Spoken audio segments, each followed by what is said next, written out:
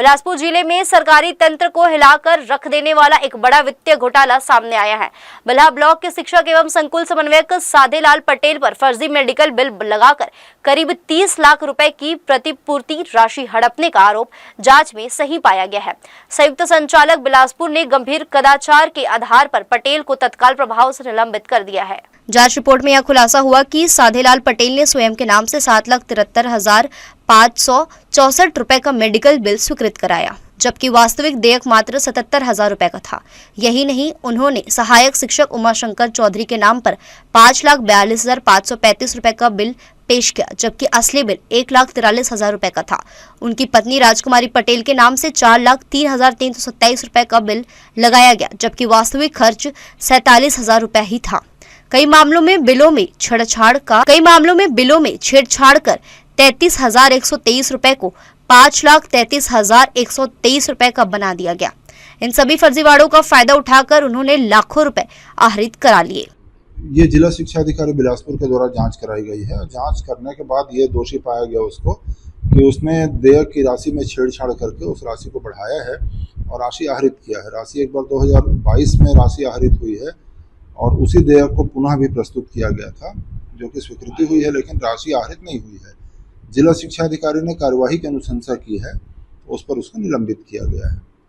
JDRP Aditya ने DEO और BEO कार्यालय की भूमिका भी संदिग्ध पाते हुए तत्कालीन विकासखंड शिक्षा अधिकारी बिल्हा के खिलाफ भी FIR दर्ज कराने के निर्देश दिए हैं। आदेश में कहा गया है कि BEO कार्यालय में चिकित्सा प्रतिपूर्ति देयकों में कूट रचना कर शासकीय धन का गबन किया गया है। वहीं राजकुमारी पटेल, जो वर्तमान में प्रधान पाठक के पद पर है, को भी कारण बताओ नोटिस जारी किया गया है। उन पर फर्जी हस्ताक्षर और स्टाम्प लगाकर देयकों में हेरफेर करने का आरोप है। ये मामला साधेलाल पटेल वाला जो है विकास खंड शिक्षा कार्यालय बिल्हा का है और ये 2023 का है। उसमें जांच बैठाई गई थी। जांच होने के बाद जो अभिमत प्राप्त हुआ है उसके आधार पर संयुक्त संचालक महोदय के द्वारा कार्रवाई की गई है। साधेलाल पटेल को सस्पेंड किया गया है और साथ में FIR दर्ज कराने के लिए निर्देशित किए गए हैं। तो उसमें बातें जो निकल के आ रही है कि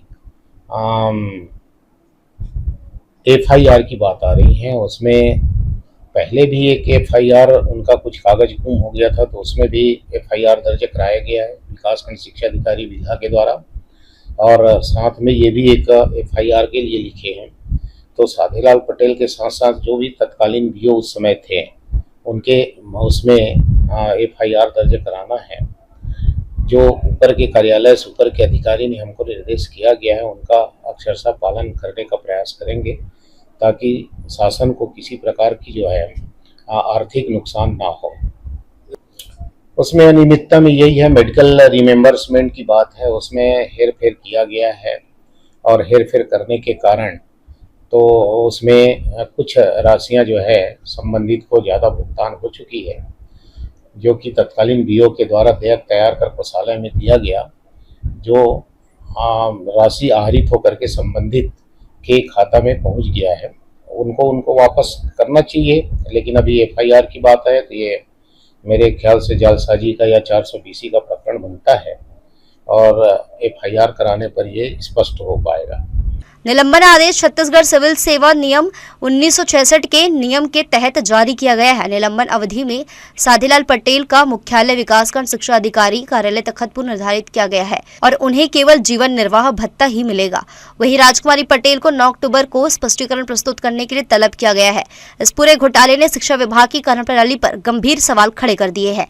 सरकारी धन का इस तरह फर्जी बिलों के माध्यम से दुरुपयोग न सिर्फ प्रशासन के लिए शर्मनाक है, बल्कि यह भी सवाल उठता है कि ऐसी कूट रचनाओं को मंजूरी देने वाले अधिकारी किस प्रकार जांच के दायरे में लाए जाएंगे। अब देखना होगा कि FIR दर्ज होने के बाद इस मामले में अगली कार्रवाई कब तक होती है। जी न्यूज़ के लिए कैमरामैन मनीष पाल के साथ प्रियंका सिंह की रिपोर्ट।